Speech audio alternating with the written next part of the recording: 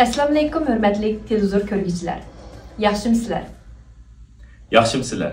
Dünya Uyg'ur Qurultayı Tor televiziyasining kunlik xabarlar programmasiga hammanglar xush kelibsizlar. Men riyosetchi İftixar Abdurashid. Men riyosetchi Zumraday Erkin. Bugun çarşamba. Hörmətli görürmənlər, tövəndə diqqətinizlər kunlik xabarlar proqramımızın təfsilatı bolsun. Qazaqstanның Almaty şəhərində fəaliyyətlərini davam qıldırıyotqan Uyğur Hərəkəti Təşkilatının rəhbəri Roşan Abbas xanım və Uyğur Tədqiqat Mərkəzinin direktori Abdulhakim İdris Əpəndi 8 və 9 iyun günləri Qazaqstanның Almaty şəhərində turuşluq Amerika konsulxanasının sarayında uçuruş elib berib, Uyğurlarning tilini və milliy kimligini qoğdab qilish masalasini müzakirə qilgan. Bu söhbətə Dünya Uyg'ur Qurultayının Ali Məsləhətçisi Qahramon G'ojambardi, Dünya Uyg'ur Qurultayı İcraiya Komitetining muavin raisi Erkin Ahmetov Əpəndi və Qazaqstan Uyğur ziyolilari və jamoat arboblarımı ishtirok qilgan. Uyğur Tədqiqat Mərkəzinin direktori Abdulhakim İdris Əpəndining bayon qilishicha, bu uchrashuvlarda Uyg'urlar duch kelayotgan fojialarga qanday taqobil turish, bo'libmi Uyg'ur tilini shundaqla ona tildagi ma'rifni qanday qo'g'dab qilishning amaliy qadamlarini besish uchun nimalarni qilish kerakligi to'g'risida muzokaralar ilib berilgan. Bu uchrashuv to'g'risida ma'lumot berib, mundaq dedi. Bizning Qozog'iston ziyoratimiz jarayonida 8 iyun kuni Qozog'iston Amerika konsulxonasining sarayida suhbat yig'ini o'tkazdik. Suhbat yig'inimizda buningdan keyin nimalarni qila olamiz degan temada muzokara ilib bordik. Buningda birinchisi Qozog'iston Uyg'ur maktablarini qanday qilib kuchlantira olamiz? Bu maktablarda inglizcha, ruscha darslarni ta'sis qilish orqali o'quvchilarning yaxshi universitetlarga o'tishini qanday amalga oshira olamiz? Qisqasi, Uyg'ur tilini qanday qilib qo'g'dab qola olamiz degan mazmunlarda suhbat ilib bordik. Ikkinchisi, Xitoyning O'rta Osiyo davlatlarida bo'libmi Uyg'urlar orasida ta'tir tashviqotlarni kuchaytirayotganligini, buningga qarshi qanday qilib g'arb ellarida chiqayotgan xabarlarni Uyg'urcha, ruscha va qozoqcha tarjima qilib tarqata olamiz degan haqda muzokara ilib bordik. Uyghur Hərəkəti Təşkilatının rəhbəri Roşan Abbas xanımның bildirişçə, O'rta Osiyo Türkiy Cumhuriyetlərində Uyghur irqi qırğınçılığını hər xil tillarda anglatish nəhayət mühim ekan. Amerika Tashqi ishlar ministrligining qo'llashi bilan Hadam Nada nomli hujjatli film 9 iyun kuni Qozog'iston Uyg'ur jamoati ko'rsatilgan. Roşan Abbas xanım Qozog'istondagi faoliyatlarning muvaffaqiyatli o'tganligini, buningdan keyin nimalarni qilish to'g'risida Qozog'iston Uyg'urlar bilan ham fikr bo'lganligini ta'kidladi. Mutaxassislar Xitoyning ta'siri kun sayin kuchayotgan O'rta Osiyo Türkiy Cumhuriyetlərində Uyğur irqi qırğınçılığını anlatishning intayin muhim ekanligini ilgari surishmoqda. Yevropa Parlamentining 9 iyundagi saylimida o'rta raqam partiyalar yanada parlamentdagi ko'p sonliq o'rinni saqlab qolgan bo'lsa-mu, o'ngchil partiyalar ko'rinarli qutuqqa erishgan. Xabarlarda o'ngchil partiyalarning parlamentda burunqidan 30 dek ortiq o'ringa erishganligi bu holning Yevropa İttifaqının qaror chiqarishiga qarta belgilik kontrol qilish kuchi saqlaydiganligi qayd qilinmoqda. Reutersning bu vaqtdagi xabarda aytilishicha, Yevropa İttifaqidagi xalqlar bilet tashlab, Yevropa parlamentining 720 nafar a'zosini saylab chiqqan. Ma'lum bo'lishicha, Yevropa İttifoqiga a'zo 27 davlatda bilet tashlash huquqiga ega 360 million aholi bor ekan. Halbuki, saylamda Uyg'urlarni qo'llab kelayotgan asosli solchi partiyalardan Yeshillar partiyasi zo'r o'ngishsizlik uchirgan.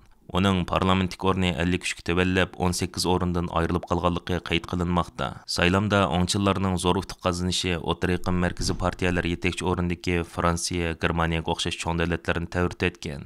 Fransiyada prezident Macronning qayta gullanish partiyasi 15,2% ovozga erishib, qattiq o'ngishsizlik uchirgandan keyin Macron Fransiya parlamentining töven palatasini tarqitib etib, yangi parlament saylimi o'tkazildiganligini jakarlagan. Marine Le Penning o'ngchi Fransiya Millat Front partiyasi 31,5% ovozga erishib zo'r utuq qozongan. Halbuki, Uyg'urlarni qo'llashda aktiv rol o'ynab kelayotgan Markaziy Sol Sotsialistlar partiyasi 14% ovozga erishib, 7 ortiq o'ringa erishgan edi. Navbatda Yevropa parlamentining 40% dek o'rinni islom vayimisini targ'ib qilg'uchi o'ngchi partiyalar va Xitoyga yaqin radikal solchi partiyalarning egilishi tufaylidan bu yuzilinishning Uyg'ur masalasini kun tartibida tutib turishga belgilik ta'sir ko'rsatish haqida turli andishlar o'tirg'i chiqmoqda. 1997 yildan beri planlangan, ammo Qirg'iziston bilan O'zbekistonning ma'qulligiga erishalmay kelayotgan Qashqar Farg'ona orasidagi Xitoy-Qirg'iziston O'zbekiston temir yo'li qurilishining 27 yildan keyin kelishim hosil qilinishi diqqat qo'zg'amoqda. Xitoyning Xinhua to'rining xabarida aytilishicha, 6 iyun kuni Beijingda Xitoy, Qirg'iziston va O'zbekiston temir yo'l qurilishi turi bo'yicha hukumatlararo kelishim imzolash marosimi o'tkazilgan. Mazkur kelishim imzolash marosimida Xitoy Kompartiyasining bosh sekretari Shi Jinping bu qurilishni Xitayning O'rta Osiyo bilan bo'lgan aloqasining strategik turi va uch davlat o'rtasida bir balvoq bir yo'l barpo qilishdagi obid xarakterli qurilish deb madiylagan. Vaholanki, uzun yillardan buyon Qirg'iziston bilan O'zbekiston Xitoy bilan bo'lgan qatnash musofasini zo'r darajada qisqartilgan bu temir yo'l qurilishiga qarta o'zlarini iqtisodiy jihatdan zo'r miqdorda qarzga bo'g'ib qo'yishdek gumon va andish bilan qarab kelgan. Egilanishicha, bu temir yo'l qurilishi Qashqardan Qo'rg'os Eg'iz orqali Toshkentga boradigan 4500 kilometrlik Maltosh temir yo'l musofasini 523 kilometrga tushirdi ekan. Dunyo Uyg'ur qurultiyining oliy maslahatchisi va Qozog'iston Uyg'ur siyosiy faoliyatchi Qahramon G'ojambardi apandi shuncha uzun yillar o'tgandan keyingi bugungi kunda Xitoy, Qirg'iziston, O'zbekiston uch davlat orasidagi temir yo'l qurilishini boshlash to'g'riliq uch tarafning kelishim hosil qilish haqida to'xtalib, mundaq dedi.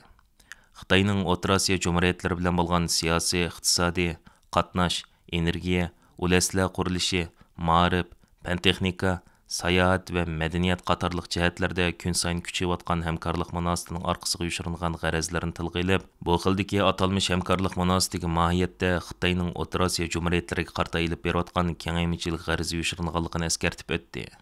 Shinhua to'rining deyishicha, kelishim imzolash marosimida Shi Jinping yana Xitoyning Qirg'iziston va O'zbekiston bilan hamkorlashib, uch davlat xalqiga naf yetkazadigan rayon iqtisodiy va ijtimoiy taraqqiyotini ilgari suradigan bu strategik yo'lni baldiroq barpo qilishni xohlaydiganligini bildirgan. Qirg'iziston prezidenti Japarov va O'zbekiston prezidenti Mirziyevlarmi bu temir yo'lning rayonning o'rtaq taraqqiyotini ilgari surish va har qaysi davlat xalqlarining baxt saodatini oshirish uchun yangi yordam bilan ta'minlashidan umid borligini bildirishgan. Xitoy taratqularida yana mazkur Xitoy, Qirg'iziston va O'zbekiston temir yo'l qurilishining amaliylasishini tezlatish, Mashinurining O'zbekiston va Qirg'iziston ilib borgan ziyaratining kun tartibidagi muhim temalarning biri bo'lganligi qayd qilingan.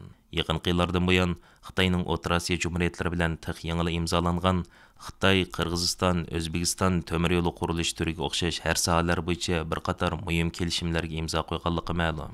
Hurmatli ko'ruvchilar, tövəndə diqqətinizə gündəlik xəbərlər proqramımızın təfsilatını sunduk. Keyin qitimliq sonimizgacha ko'rishguncha omon bo'laysizlar. Stansiyamizning YouTube kanaliga a'zo bo'lishni unutmang. Xayr xo'sh.